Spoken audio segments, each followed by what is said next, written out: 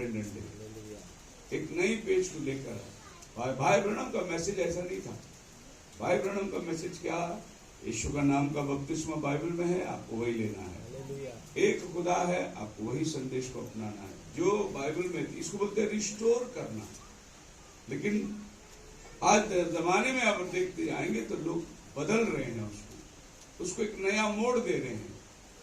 और जैसी जैसी अपनी अपनी मर्जी, जैसी जैसी जिसको बुद्धि आया वैसा वैसे ही वो मसीहत को बदलने लगा दी।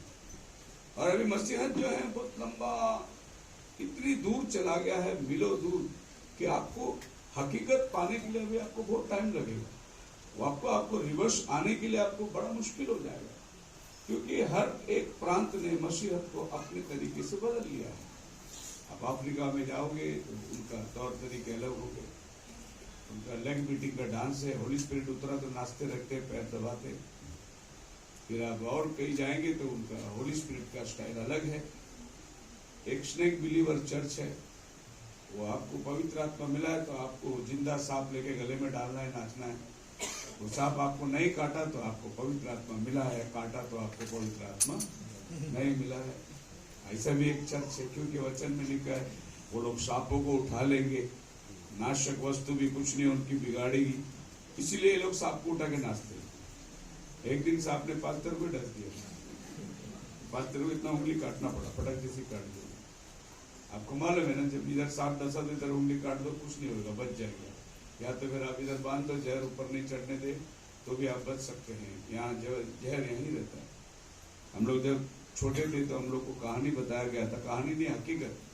जब हम लोग गांव में गए थे, हमारे मामा जी लोग बताते थे कि एक लड़का को सांप काट लिया, बकरी चराने के लिए गया था, उसने कोई था वहां रहता ही है उनके पास में, उसने उंगली काट दी और भागते भागते हॉस्पिटल गया, पट्टी बांधा और थोड़े दिन में ये जख्म ठीक होने लगा।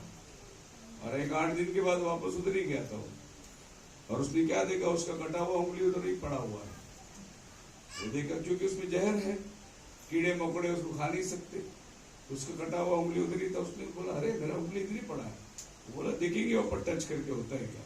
उसने वापस लिया, जोड़ के देखा, जख्म गिला था, जहर वापस चढ़ गया, उधर ही मर गया। आप समझ रहे हैं क्या? तो हम लोग ये पुरानी चीज जोड़ नहीं सकते, निकाल दिया उसको। और पुराना चीज में क्या रहता है, जहर रहता है। और पुराना जीवन वापस लेंगे तो वो जहर वापस हमारे अंदर। तो बाइबल जब रिलीविंग कहता है तो जो है उसी को आपको बदलना है। एंड दैट ये में प्रूव व्हाट इज गुड, ताकि आप इस बात को सिद्ध करें जो भला है, एक्सेप्टेबल, मतलब जो ग्रहण करने की योग्य है, परफेक्ट, सिद्ध है, विल ऑफ गॉड। हमारे बदलने से क्या होता है, हमें वो चीज को अपनाना है जो चीज भला है, अच्छा है, उस चीज को ग्रहण करना है जो ग्रहण के योग्य है, एक्सेप्टेबल है। And it should be perfect will of God. परमेश्वर की सिद्ध विचार होना चाहिए। जो भी हम अपने घर में करते हैं, परिवार में करते हैं, परमेश्वर का सिद्ध विचार होना जरूरी है।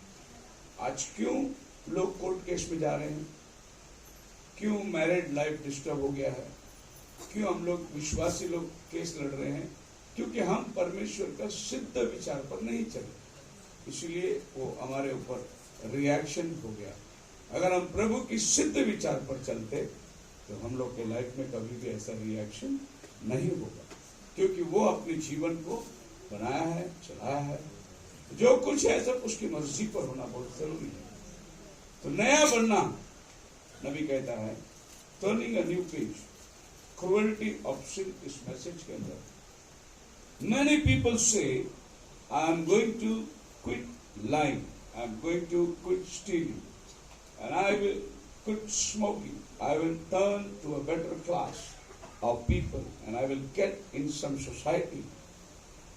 मैं ये छोड़ दूंगा, मैं ये छोड़ दूंगा, मैं ये छोड़ दूंगा, मैं ये छोड़ दूंगा।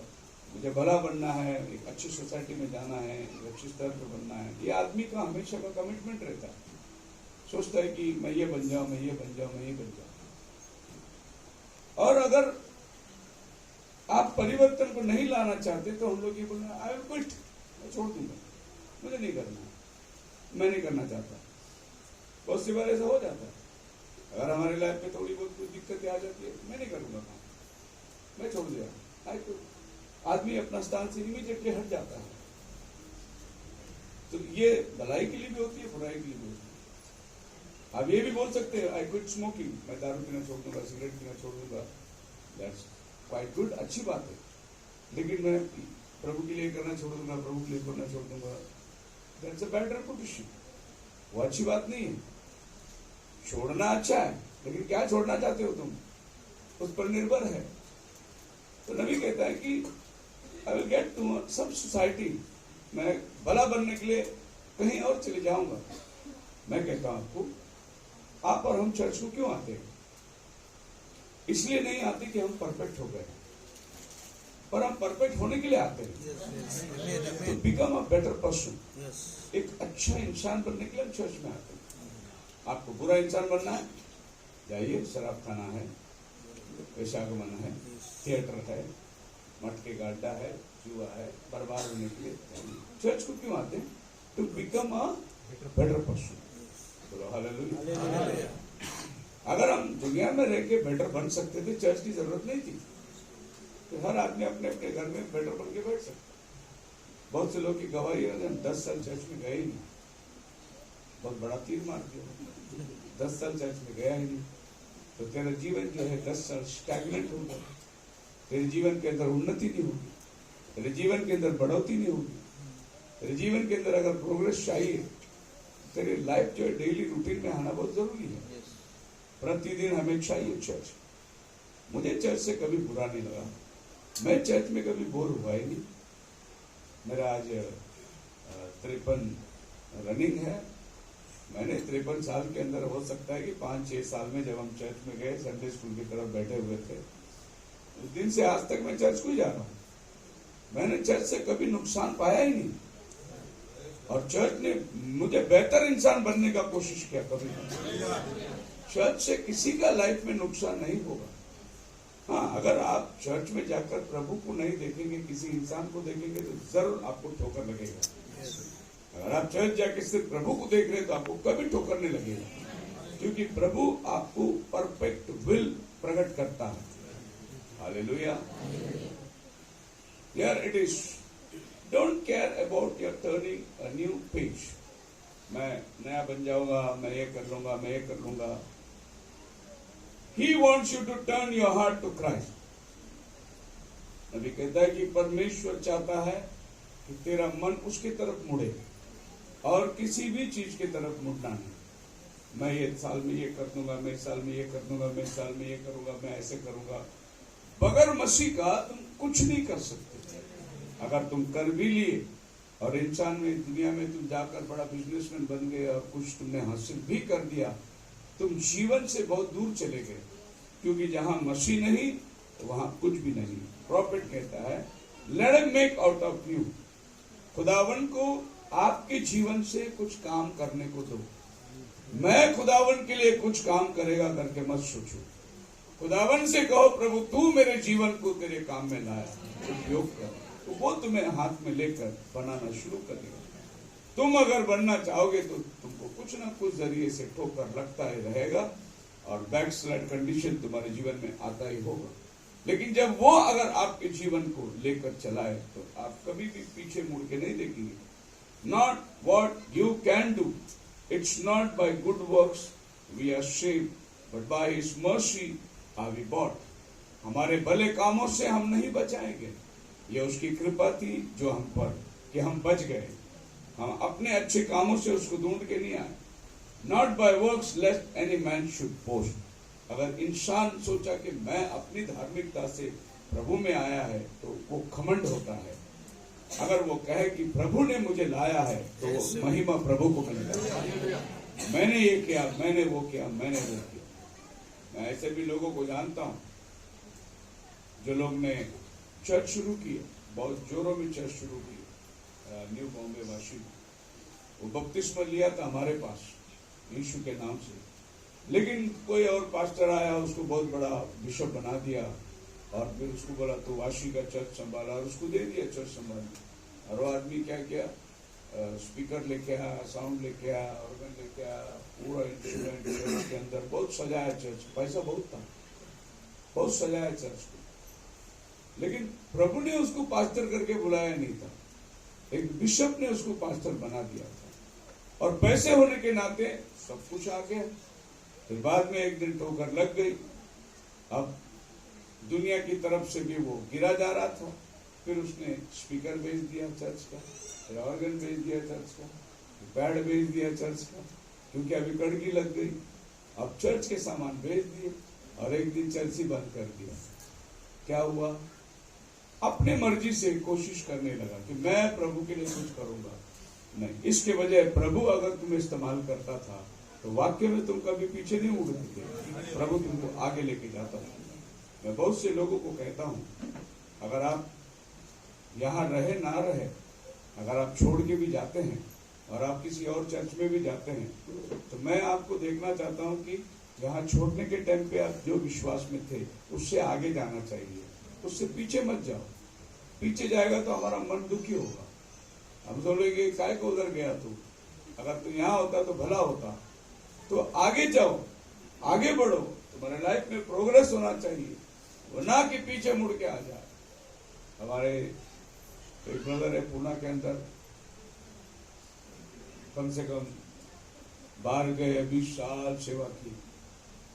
20 साल के बाद अचानक एक दिन फोन किए, बोले pastor ji praise the Lord, मैं आपके साथ मिलना चाहता हूँ, मैं आपके साथ सेवा करना चाहता हूँ। आप प्रभु का अभिषेक दास है, प्रभु ने मेरे को बताया, मैं आपका ही मैसेज सुनता हूँ, मैं आपका ही।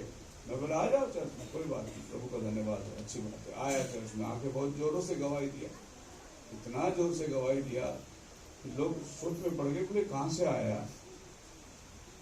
और फिर सोमवार को फोन किया, pastor ji praise the Lord, praise the Lord. तो मेरा बेटी एडमिट है, डॉक्टर ने 40,000 का बिल दिया है, तो मेरे को 20,000 शॉर्ट हो रहा है।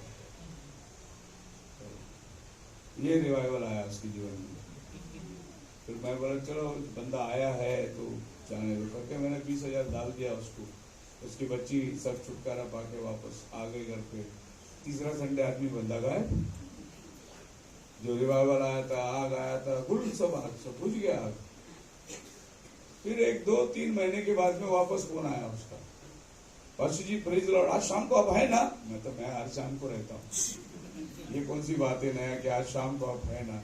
नहीं मैं आने वाला हूँ। मैं बोला मोस्ट वेलकम, आइए। फिर बंदा आया, प्रेज़ द लॉर्ड हालेलुया किया। और सोमवार को फिर फोन आया, पास्टर जी मेरा 3 महीने का भाड़ा नहीं दिया है, आप देंगे 15,000 देंगे तो अच्छा हो जाएगा, आप प्रभु के महान दास है, प्रभु की सेवा।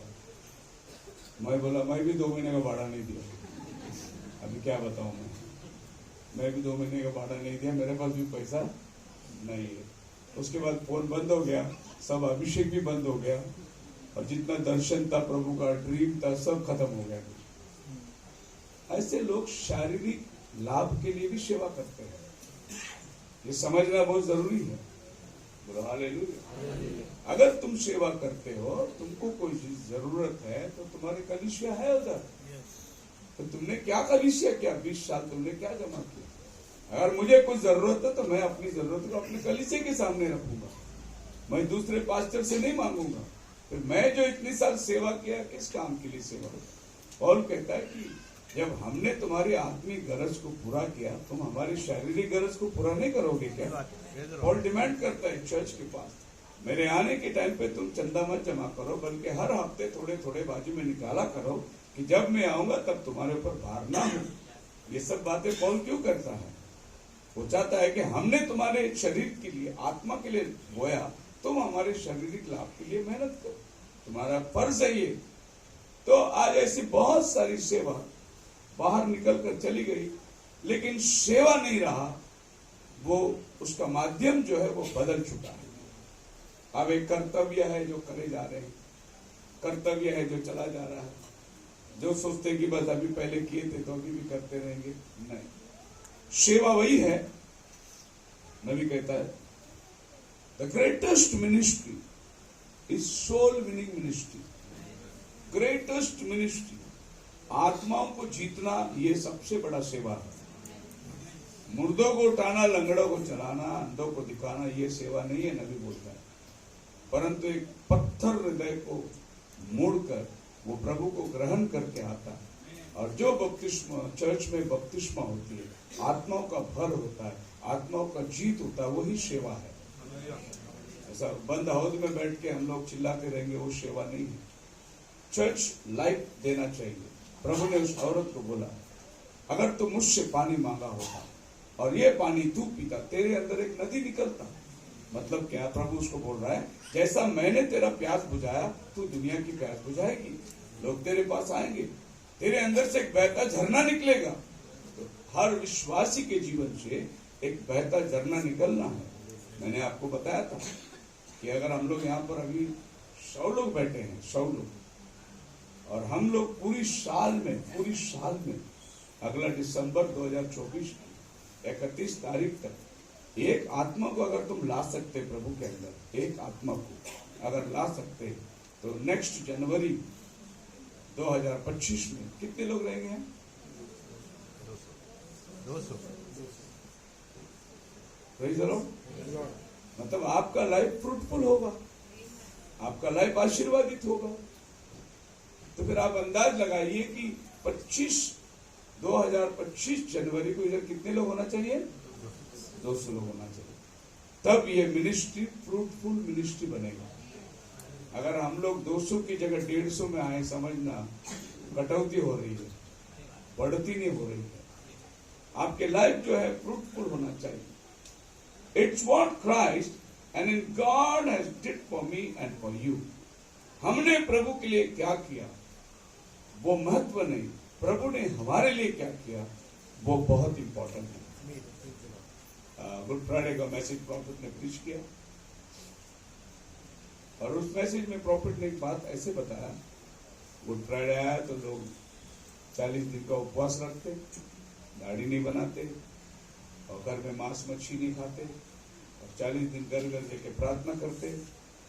अब ये लोग सोचते कि गुड फ्राइडे के मैं क्या करूं, गुड फ्राइडे के लिए मैं क्या करूं। तो 40 दिन सब घर में दान अर्पण जमा होता है, और फिर जब ईस्टर का दिन आता है तो 40 दिन का जो दान जमा हुआ, जैसे प्रतिदिन अगर 1000 रुपये एक फैमिली ने दिया तो 40,000 रुपये हो गया। 40,000 रुपये का आंटी बना के पास्टर को देते, या तो एक क्रूस बना के पास्टर को पिलाते, सोने का क्रूस। ऐसे 40 साल पास्टर ने 40 तोला सोना जमा कर दिया।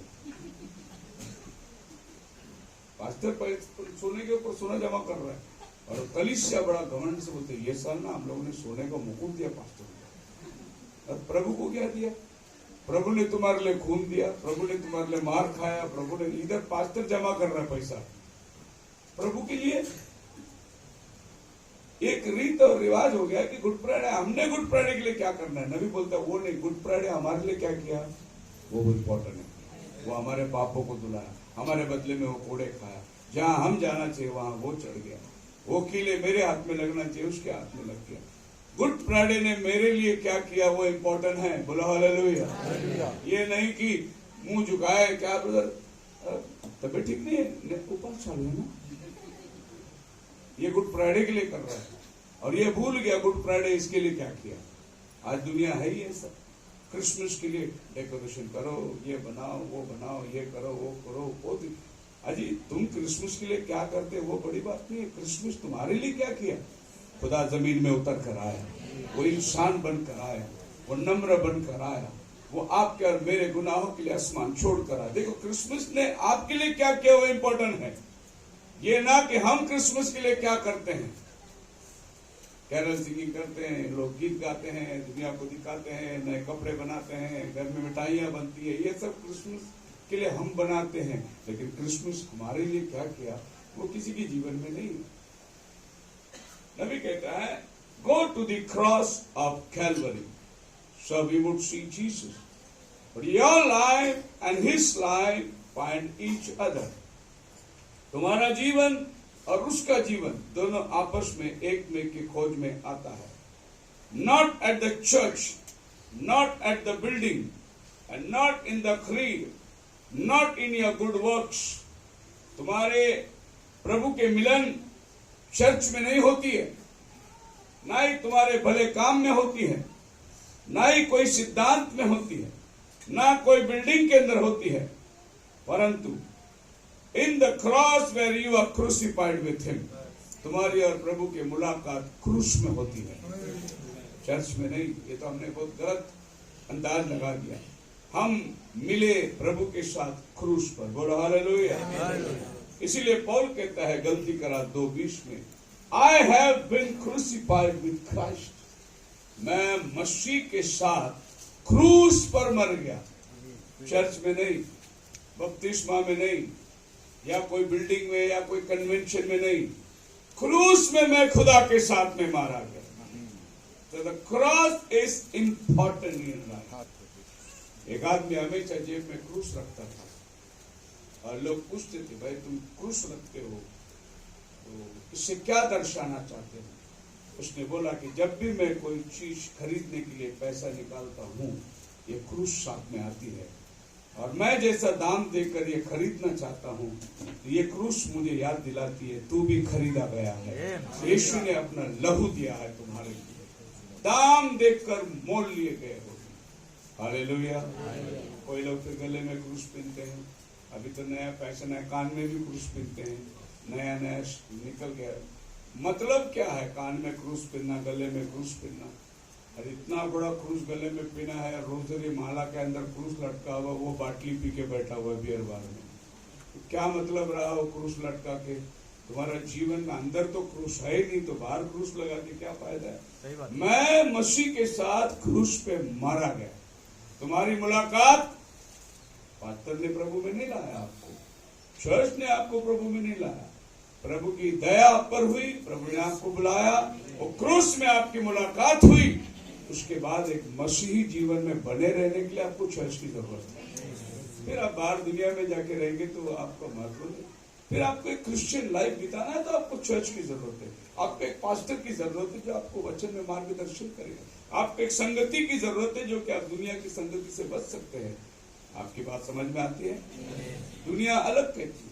पिछले दिनों में यहाँ एक पास्टर खड़ा था डिनोमिनेशन का, तो मैंने उसको वचन पढ़ाया, प्रसिद्ध का 2:47 में क्या लिखा है, जो उद्धार पाते थे प्रभु उनको प्रतिदिन कलीसिया में लाता था। वो पास्टर ने क्या बोला मालूम है? अरे फिर सब लोग चर्च बंद करो चर्च सब लोग। अगर सब लोग बाहर उद्धार पाएंगे तो फिर चर्च की क्या जरूरत है? उसको मालूम नहीं, उद्धार पाने वाले को संभलने के लिए चर्च की जरूरत है, लेकिन चर्च उद्धार नहीं देता, उद्धार मसीह देता है। तो उद्धार पाने वालों को प्रभु प्रतिदिन कलीसिया में लाया करता था। लोग क्या करते मालूम है? कलीसिया में लाके उसको रिपेयर करते, और वो बड़ा खतरनाक साबित होता है। वो रिपेयर होते होते 3-4 को बिगाड़ के भी जाता है। इसीलिए जब उसने कन्फेस किया, प्रभु को अपना जीवन दे दिया, प्रभु ने दर्शन से बातें की, प्रभु ने उसको, उसके बाद उसको बने रहने के लिए एक कलीसिया की जरूरत है। और आज हम लोग सब यहाँ आए हैं, मैं पना, प्रभु ने हमें लाया है, प्रभु हमें रखा है, प्रभु हमें संभालता है। हालेलुया। एक आदमी जख्मी होकर डाल दिया गया था। एक यहूदी वहां से गया, एक याजक वहां से गया, उन्होंने उसको हाथ नहीं लगाया, लेकिन एक सामरी आया और उसने उसको उठा के ले गया, उसको मरहम पट्टी करी और उसको जाकर एक हॉस्पिटल में रखा और कहा कि मैं 2 महीने में फिर से आऊंगा, 2 दिन में मैं फिर से आऊंगा, जो कि 2000 साल को दर्शाता है, और इसके जो भी भरपाई है मैं दे दूंगा। तो प्रभु ने उसको क्या किया? एक हॉस्पिटल में रख के गया। आपको मालूम है वो जख्मी आदमी कौन था? आप और मैं था। हमको दुनिया ने लूट लिया था, हमको कपड़े उतार दिए, नंगे कर दिया, हमको बेहाल कर दिए, हमें फेंक दिया था। और उस समय में वहां से एक धार्मिक आदमी गया, वो बोला कि मैं इसको हाथ लगाऊंगा तो मैं भी अशुद्ध हो जाऊंगा, क्योंकि एक याजक, एक जख्मी आदमी अगर सच में मर गया होगा तो और भी खत्म हो जाती। उसने बोला ये मेरा काम नहीं है, लेकिन प्रभु यीशु वहां आया, उसने हमें उठाया, क्योंकि वो हमारे लिए जख्मी हुआ। एक जख्मी की हालत वो जानता है, उसने हमारी मरहम पट्टी करी और हमको उसने क्या लिया? लाकर अंबरनाथ नीलकमल के हॉस्पिटल में रख के गया। अब ये आपका इलाज कर रहा है, आपका जख्म को दूर कर रहा है, आपको सुधार रहा है, आपको तैयार कर रहा है प्रभु, क्योंकि वो बोल के गया ना 2 दिन में मैं वापस आऊंगा। तो 2 दिन में वापस आऊंगा, तब तक ये जख्मी आदमी को जो यहाँ रख के गया है इसको सुधारना है, और वही वचन के द्वारा आप सुधरे जाते हैं। और प्रभु जब आएगा, आपका बिल चुकाएगा, वह आपका हमारा सबका मुकुट प्राप्त होने वाली है। हम सब न्यायासन में खड़े रहने वाले हैं और हम प्रभु के राज्य में हमेशा हमेशा की जिंदगी जीने वाले हैं। तो मसीह में मेरे प्रिय लोगों, अगर कोई व्यक्ति चर्च में आता है तो जो चर्च में है वो लोग ने क्या सोचना चाहिए, प्रभु ने एक जख्मी को लाया है, इसका मरम पट्टी करना ही हमारा काम है। Praise the Lord. प्रभु ने हमको पहले लाके यहाँ हमारे जीवन को सुधारा है। अब उसकी मरम पट्टी करना ही हमारा काम है, उसका देखभाल करना ही हमारा काम नहीं। हमारा काम ये नहीं है अरे इधर क्यों आया, इधर ऐसा है, इधर वैसा है, इधर ऐसा है, तेरे को मालूम नहीं है, तू संभल के रहे, ये हमारा काम नहीं है। तो वो जख्मी आया है अंदर, वो दुनिया का मारा हुआ, टुकराया हुआ, फेंका हुआ आया है, उसको हम लोग क्या देना है, प्यार देना है। बोलो हालेलुया। मरम पट्टी लगाना है, उसकी जरूरतों को पूरा करना है, उसको प्रभु के प्रति जो है एक गहरा प्यार हमें दिखाना है। पर हम लोग का जीवन में देखेंगे तो सेवा बहुत से अलग अलग सेवा चली जाती है। कभी कभी मैं सोचता हूँ कि नया आदमी आया, उसको ये सब पुरानी बातें बताने की क्या जरूरत है, उसको प्रभु के बारे में बताओ। और मैं आपसे कहता हूं कि अगर चर्च में कोई ऐसा व्यक्ति है जो आपसे मुलाकात करता है और ये कहता है वो ऐसा है, ये ऐसा है, ये ऐसा है, याद रखो उसके अंदर वचन कुछ भी नहीं है, उसके अंदर खाली दुनिया का बुराई बसा हुआ है। अगर उसके अंदर वचन होगा ना, आपको बोला ब्रदर शुक्रवार को उपवास प्रार्थना होता है, आओ उपवास प्रार्थना में, यहाँ प्रभु आशा है, प्रभु वचन देता है, यहाँ मिनिस्ट्री ऐसी होती है, उसके अंदर वचन होगा तो ये बताएगा। अगर वचन नहीं तो क्या बताएगा, वो ऐसा करता है, वो ऐसा करता है, ये ऐसा करता है, वो ऐसा है, वो ऐसा है, ये बताएगा, क्योंकि उसके जीवन में वचन नहीं है। ये आपने और हमने समझ जाना है, उसके ऊपर हमें न्याय करने की जरूरत नहीं, पर हमने अपनी बुद्धिमानी से समझ जाना है। देखो, अगर मैं आपको बार बार बताया कहीं गोबर पड़ा है और हम लोग बाजू से जाते हैं, इसका मतलब गोबर से डर के नहीं जा रहा हूँ, काय को जाके उसमें पाव डालने का, इसके लिए बाजू से जा रहा हूँ।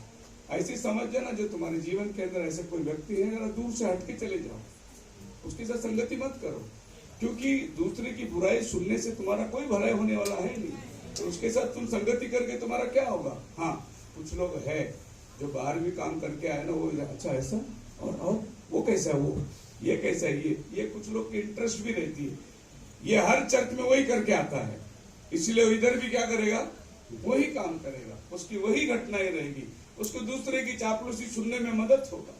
जब आप इस घर में आ गए हैं, पिछली बातें छोड़ दो, बुराई करना छोड़ दो, दूसरे के बारे में निंदा करना छोड़ दो। वो जो भी है ऐसा सोचो कि मेरे अपने जीवन के अंदर एक बात मैं एक समझता हूँ, मैंने कभी किसी को अच्छा किया, भला किया, तो मैं ये सोचता, मेरे पास्टर की डायलॉग थी, बेटा भला कर और दरिया में फेंक दे, वापस कभी सोच मत तो तेरे को मिलेगा करके। यही भला करने का उद्देश्य ही, नहीं तो हे बोला ना 1 महीने में देगा करके, हाँ अभी दे पैसा, मेरे को जरूरत है, अगला संडे वो बंदा चर्च में है ही नहीं। पास्टर सोच रहे क्या हो गया, बुरा हुआ कुछ नहीं, किसी से लिया 25,000 रुपया और उसके ऊपर दबाव डाल रहा है, इसके लिए छुपने के लिए चर्च नहीं आ रहा है। पर उद्देश्य वो नहीं होना चाहिए हमारा। अगर तुम्हारे अंदर नेकी करने की हिम्मत है तो माफ करने की हिम्मत रखो, ना मिले तो भी छोड़ दो उसे। प्रभु का अनुग्रह हो तो लाके तुम्हें देगा। और हमने आज तक नेकी किया, दरिया में डाल दिया, हमने कभी बदले में सोचा ही नहीं कि ये मिलने वाला है, हमको देने वाला है। तो बहुत से लोग ये भी सोचते। एक बार मेरे घर में एक ब्रदर आए, बोले पास्टर जी प्रभु आपको बहुत आशीष दे रहा है, बहुत आशीष दे रहा है, लेकिन आप नल खुला रखे, सब आशीष जा रहा है बाहर, आप नल बंद करो ताकि आशीष घर में रुके। मैं बोला मैं इधर बंद करेगा, खुदावन उधर बंद कर देगा, इसके लिए चालू रहने दो ताकि इधर से चालू रहे। अगर ये बंद कर दूं तो फिर खुदा भी बोलेगा मैं भी नल बंद करता हूँ। तो खुदावन की आशीष आपके जीवन में लेने के लिए आपका भी आशीष का जरिया खुला रहना बहुत जरूरी है। प्रभु आपको दे रहा है, आप भी देते जाओ। जिस दिन आप बंद करोगे प्रभु भी बंद कर देगा। क्या आप चाहते हैं प्रभु बंद करें? फिर आप देते रहो। हालेलुया। खुदावन आपको देता रहेगा। नबी कहता है new years resolution and from that time new year they turn a new page. Good intention don't do no good, that don't help anything. अच्छा है, नए साल में हम नए काम करने वाले हैं और इंटेंशन इज गुड। अगर तुम नए साल में कुछ नए करने की नहीं सोच रहे तो वही पुराना जिंदगी आपका चलता रहेगा। I used to see my father throw away the chewing tobacco. अभी नबी कहता है कि मेरा पिताजी तंबाकू खाते थे और मैं देखा कि हर नए साल में वो फेंकता था, बोलता था मैं अभी नए साल में तंबाकू नहीं खाऊंगा। I will never chew it no more and watch there where he throwed it so he could pick up and next day he will, मतलब कहता है वो कि वो वहां फेंकता था जिधर कल उसको मिले। आई बात समझ में? फेंकने गए तो ऐसे जगह में फेंको कि कल मिलना नहीं चाहिए हो। वो बोलता था he will throw the cigarette or smoking there where he could find it tomorrow। आप मेरे साथ है तो उधर मत फेंको जहां तुम्हें मिल सके, वहां फेंको जो कभी तुम्हारे नजर में आए ही नहीं। इतनी दूर उसको ले जाकर फेंक दो, तब तुम क्या कर सकते हो उस रास्ते। अगर तुम्हें मालूम है इस रास्ते से जाऊंगा तो ये मुझे मिलने वाला है, रास्ता बदल दो। अगर वो मिले नहीं तो तुमको कोई बात हो नहीं। तुम अपने लाइफ में चेंजेस लाने की कोशिश करो, प्रयास करो, खुदावन आपके साथ है। नेक्स्ट नबी के I have seen him throw his bottle away and then watch what he had done with it. You see, cause you turning pages don't do you no good. It takes something to happen inside. मेरे कहने से कि मैं कल से cigarette नहीं पीऊंगा कहने से बात नहीं, आपके अंदर एक बदलावट होना जरूरी है कि कल सिगरेट आए तो भी तुम नहीं पियोगे। वरना खाली तुम बोलकर फेंक दोगे तो कल वापस आएगा, तुम वापस पियो। प्रॉफिट बोलता है कि एक आदमी प्रभु में आने के बाद उसके अंदर जो इंस्टिंक्ट है वो मरना जरूरी है। नहीं तो क्या होगा, 10 साल के बाद भी तुम अपने दोस्त के साथ बैठोगे और एक पार्टी में तुमको सोशल पर चलता है तो तुम अगर पूरी तौर से बपतिस्मा में मर गए हो तो बोलेंगे नहीं चलता। लेकिन अगर तुम्हारे अंदर वो इच्छा मरा नहीं तो बोलेंगे तो पी के देखेंगे क्या होता है, और पी लिए, खत्म। हमारे ऑर्डिनरी स्टेट में हम लोग जब रहते थे, फर्नांडिस करके एक लड़का बड़ा लड़दूला था और उसमें से वो प्रभु के पास आया, वचन सुना और न्यू टेस्टामेंट मिला। उसके बाद वो बपतिस्मा के लिए तैयार हुआ, डेली प्रेयर को आने लगा, तो रोज फैक्ट्री छूटा प्रेयर के लिए बहुत बढ़ने लगा। और उसको हमने बोला था तू अपना रास्ता बदल दे, अभी वो गड़दुल्ले लोग जिधर बैठते हैं वो रास्ते से जाना मत, तो अपने लाइफ को बिल्कुल चेंज कर देना। एक दिन क्या हुआ, वो वहां से गया और वो जो बैठे दोस्त पुराने लोग मार रहे थे, बोले अरे फर्नांडिस आना। नहीं अभी मैं बदल गया। अरे क्या बदल गया, बैठ इधर, 2 मिनट बैठने से क्या होता है। तो इसने सोचा कि चलो इनको सुसमाचार सुनाएंगे। क्या बोले, इनको सुसमाचार सुनाएंगे। तो वो जाके उनके साथ बैठा, बोला देखो भाई मैं अभी सुधर गया, मैं अभी बपतिस्मा ले लिया, मैं अभी प्रभु में आ गया और तुम भी आ सकते हैं, तुम भी बदल सकते हैं। यीशु मसीह ने तुम्हारे बोले तेरा सब बाद में सुनेगा, पहला एक दम मारता क्या, बाद में हम तेरी सुनेंगे। तो इसने सोचा चलो यार ये सुनने को तैयार है तो एकदम मार लेंगे। एकदम मारा, पुराना आदमी जाग गया। उस दिन शाम को बंदा प्रेयर में आया नहीं, हम लोग सब उसको ढूंढ के गए तो उल्टा पड़ा हुआ। तो क्या हुआ, अरे वही फिर हो गया। क्यों वहां गया, अब खुद मजबूत हुआ ही नहीं, दूसरे को सुनाने के लिए चला गया। पहले तुम मजबूत हो जाओ, क्योंकि तुम वहां मत फेंको जहां तुम्हें ढूंढने से मिलेगा। पहले तुम स्ट्रांग हो जाओ। अब तू इतनी काबिल नहीं है कि वहां तू जाए और उनको भी ले आ सकते। पहले तू मजबूत हो जा, तू प्रभु में जड़ पा, तू प्रभु के अंदर 30 गुना 60 गुना 100 गुना फल लाने के योग्य बन। उसके बाद कितनी भी आंधी तूफान आएगी तेरे जीवन को नहीं हिला सकेगी। हालेलुया, आप मेरे साथ है। So you must be born again. आपका नया जन्म होना जरूरी है। हैप्पी न्यू ईयर बोल के आदमी ओल्ड रहेगा, कुछ फायदा नहीं। तो हैप्पी न्यू ईयर बोल के आदमी भी न्यू बनना चाहिए। And soul that are in prison, इसमें नबी कहता है a man must be born again, so this nature has to die and the nature of God comes and lives in you। एक आदमी का नया जन्म होना इसलिए जरूरी है कि ये पुराना मनुष्य तो मर जाए और प्रभु तुम्हारे अंदर जीने को चले आ जाए। अगर तुम्हारे अंदर पुराना मनुष्य जी रहा है तो प्रभु आकर वहां नहीं रहेगा। प्रभु को आना है तो तुम्हारा पुराना मनुष्य तो मरना जरूरी है। प्रभु यीशु मसीह ने कहा जब एक दुष्ट आत्मा निकलती है किसी के अंदर से, वो वीरान जगह में घूमती है और उसे अगर कोई शरीर नहीं मिला तो वो वापस अपने शरीर को देखने आती है। जब वो वापस आती है तो ये अपने आप को सजा के बैठा है, ठीक हो गया है, लेकिन पवित्र आत्मा उसके अंदर नहीं आया है। तो वो बोलते अरे घर तो अच्छा है, अभी भी खाली है। फिर वो वापस जाती है, अपने जैसे 7 आत्मा को लेके आती है। बोले चलो, मैं पहले जो घर में था ना, वो घर एकदम सजा सुजा के रखा हुआ है, हम लोग सब जाके बैठेंगे। और अभी 7 लोग उसके अंदर आके बैठते। पहले की दशा जो है उससे भी बाद में की दशा बदतर हो जाती है। प्रभु यीशु मसीह ने कहा है उदाहरण, एक स्पिरिट जाती है, अपने साथ 7 आत्मा को लेके आती है। तुम में से अगर एक स्पिरिट निकला, 7 स्पिरिट आती है वापस तुमको मिलने। वो टाइम पे तुम क्या होना चाहिए? 8 रहना चाहिए। अगर तुम 8 नहीं रहा तो 7 तुम्हारे ऊपर इजीली घुसनी चली जाएगी। हालेलुया। आप मेरे साथ हैं? हम लोग कबड्डी खेलते थे। कबड्डी में हमारे अंदर एक लड़का था, गुजराती लड़का था, बड़ा हाइट, बॉडी बहुत अच्छा था, लेकिन अंदर से खोखला था। क्योंकि आपको मालूम है ना, हाथ में बहुत हड्डा था, लेकिन अंदर उसके अंदर दम नहीं। तो वो जब जाता था तो सामने वाले सारे टीम उसको पकड़ लेते थे। फिर वो क्या करता था, सोचता था कि मेरा हाइट ज्यादा है, बॉडी है, मैं सबको एक साथ खींच के लाऊंगा करके सबके सर पे कबड्डी कबड्डी सबको आउट करता था, कबड्डी कबड्डी कबड्डी। और जब खींचने की कोशिश करता था तो सब उसको पकड़ के बाहर फेंक देते थे। एक को आउट करके आना, एक साथ में 7 को आउट करके आएगा, 7 की ताकत तेरे से ज्यादा है। सब मिलके उसको पकड़ के बाहर फेंक देते। इसीलिए कबड्डी का खेलने वाला जब अंदर जाए तो एक ही को आउट करके आ जाना, ज्यादा लालच नहीं करना है, जितना मिला उतने में संतुष्ट रहना। 7 आदमी जाएगा, एक को आउट करेगा, पूरा टीम आउट हो जाएगा। लेकिन अपनी ताकत पर, अपने मैं कर सकता हूं करके सोच के जाएगा तो कुछ नहीं होगा। इसीलिए आपको प्रभु का नाम, because you love the world and things of the world, the love of God is not in you. You have to be born again। बपतिस्मा हमारा हुआ। बपतिस्मा में हम प्रभु के साथ क्रूस पे मरते हैं, बपतिस्मा में हम उसके साथ गाड़े जाते हैं, और जब हम बपतिस्मा से उठते हैं तो एक नया मनुष्य बन के उठते हैं। यही बपतिस्मा का पूरा सारांश है कि मसीह में मरना, मसीह में गाड़ा जाना और मसीह में जी उठना। अगर आप मरने के वक्त जो थे वही आप जी उठने के बाद भी रहेंगे तो फिर आपका मरना किस काम का? आप बपतिस्मा में जाके डुबके क्यों आए? क्या वजह थी आप जाकर बपतिस्मा पाए? नया मनुष्य तो तुम्हारे अंदर उठना बहुत जरूरी है। Being born again, the token.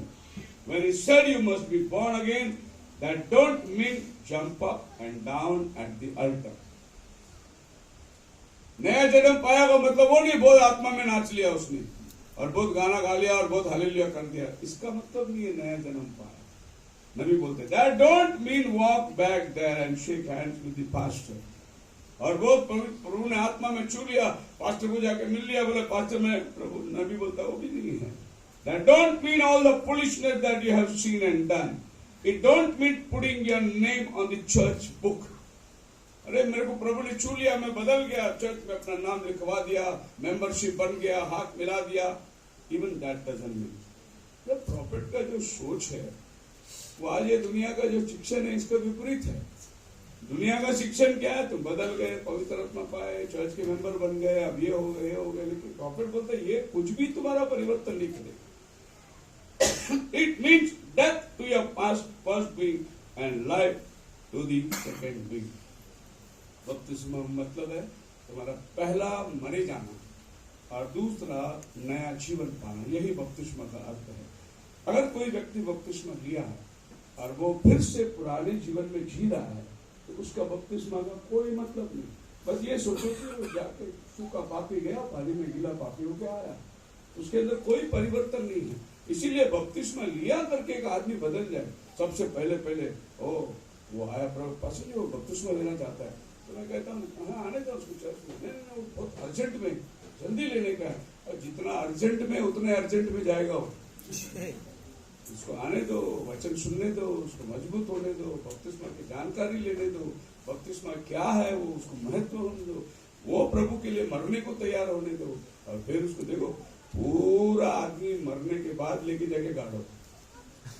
आदमी गाड़ी अगर वो जिंदा लेके जाके गाड़ेंगे आधा अधूरा आदमी तो वापस उठ के आएगा। ऐसे वो पूरा मरना चाहिए, उसके लिए बाद में लेके जाके उसको दफन करो। बपतिस्मा का मतलब पूरा मर गया, अभी दफन कर दो, नया मनुष्य आएगा। नहीं तो वही पुराना मनुष्य आता रहेगा तो आपके जीवन में कोई बदलाव नहीं।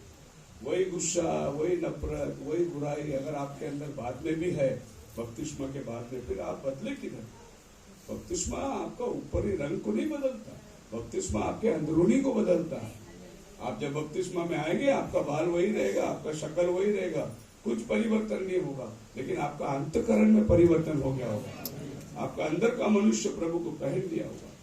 It means that the blood has been applied and you are identified by the life of Jesus Christ.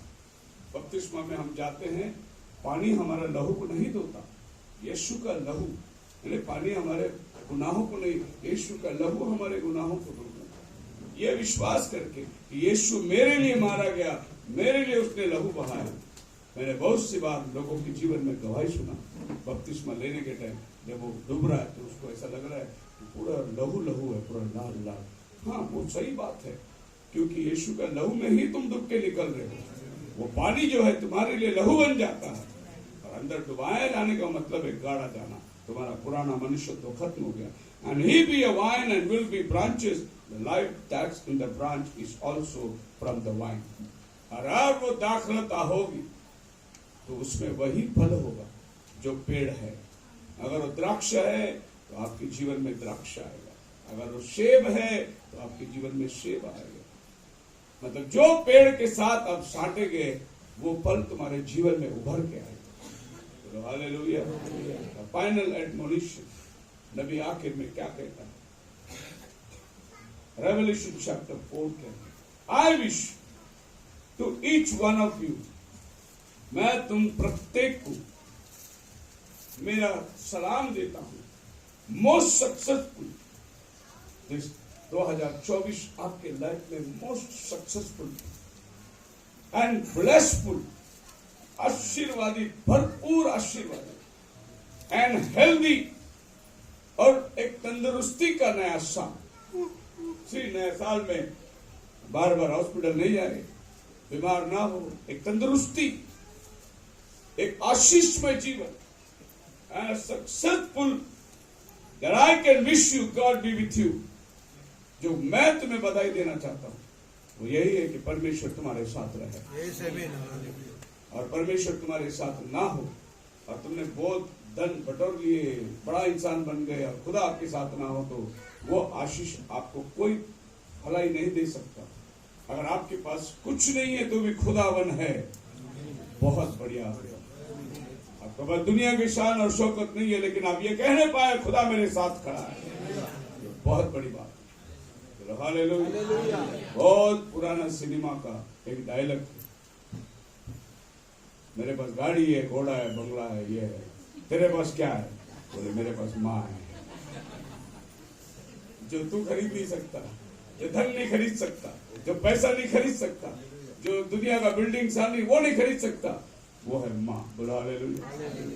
हमारे पास में कोई पूछे मेरे पास ये है, मेरे पास वो है, तुम्हारे पास क्या है? मेरे पास यीशु है। हम नया साल 2024 हमारे लिए एक अद्भुत साल हो रहा है। हमारे साथ कौन है? यीशु। Hallelujah. May you grow both physically and spiritually. आप शारीरिक तौर से भी बढ़िए और आत्मिक तौर से भी बढ़े। आपके शरीर की भी उन्नति हो, तंदुरुस्ती हो, और आपका आत्मा भी तंदुरुस्ती हो, फाइनेंशियली एंड मटीरियली।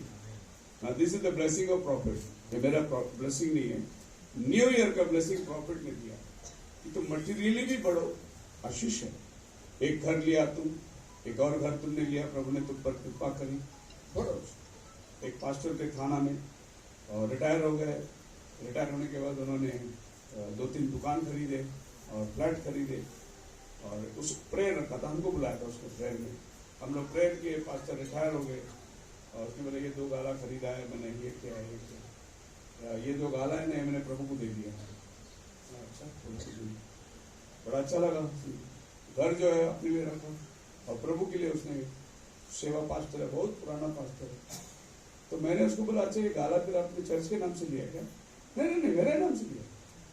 फिर आप प्रभु को दे दिए, तो इसमें प्रभु नहीं, इसमें जो भाड़ा मिलता ना वो भाड़ा में प्रभु को दूंगा, गाला मेरे नाम पे, भाड़ा जो मिलता है किसको दूंगा? प्रभु। उससे अच्छा ये दोनों गाला खरीदने की जगह एक चर्च बना देते तो वो प्रभु के नाम में रहता था। लोग बहुत होशियार है। कल कोई दूसरा आगे छीन लिया तो वो मेरे नाम पे रहेगा। पंजाब में एक पास्टर है, जो भी उसके पास जाएगा ना उसको एक मोटरसाइकिल देता है हीरो होंडा सेवा करने के लिए। तो बहुत पास्टर लोग उसके पास ज्वाइंट होते हैं, लेकिन सब पास्टर लोग जिनके पास मोटरसाइकिल है उनको मैंने पूछा है मोटरसाइकिल किसके नाम पे? उसके नाम पे। क्यों उसके नाम पे मालूम है? जिस दिन तूने गद्दारी करी मोटरसाइकिल छीन लिया जा तू किधर भी और लेके जा। अगर लेके देना है तो उसी के नाम पे लेके देना। अब मालूम पड़ा कि मैंने दिया, अपने नाम पे रख कर मैंने दिया करके बोले तो क्या फायदा। अरे आदमी जिंदगी में कभी भी छुटकारा नहीं पा सकता। एक पास्टर ने उसको घर बना के दिया, उसको चर्च बना के दिया, अब वो दुनिया जिंदगी भर उसके गुण गाते रहेगा। और उसके विरुद्ध में बात किया तो बोलेगा खाली कर मेरा घर, मेरा चर्च खाली कर, बाहर निकल जा। ये दुनिया की मैनिपुलेशन है। दुनिया इतनी, पर प्रॉफिट क्या बोलता है? प्रभु तुम्हें इंडिविजुअली ब्लेस करना चाहता है, materially, physically and financially. Everything that God can bring upon you, I pray that he will do it. मेरी प्रार्थना है खुदावन जितनी आशीष तुम्हें दे सकता है उतनी आशीष तुम पर नाजिल करे। मैं उसके लिए दुआ करूंगा। हालेलुया। हमेशा चाहते हैं कि हमसे वो भला हो जाए, हमसे वो बढ़ जाए। ये कभी नहीं सोचना कि मेरे से वो नीचे ही रहे, मैं आगे ही रहना चाहता है। कभी ऐसा मत सोचना, हमेशा दूसरे की भलाई के बारे में, क्योंकि यीशु मसीह का मन ही ऐसा था। वो खुद सब कुछ छोड़ा ताकि आपको और हमको सब कुछ मिल जाए। वो इंसान बना ताकि हम इंसान खुदा बन सके। वो आसमान छोड़कर जमीन में आया ताकि हम जमीन में रहने वाले आसमान पा सके। वो हमेशा की जिंदगी से शरीर में आकर मरण को अपनाया ताकि हम मरने वालों को हमेशा की जिंदगी दे सके। इसीलिए प्रभु का स्वभाव अगर आपके अंदर है तो निश्चय कि नया साल 2024 आपके लिए आशीर्वादित हो। प्रार्थना के लिए आपकी सर्व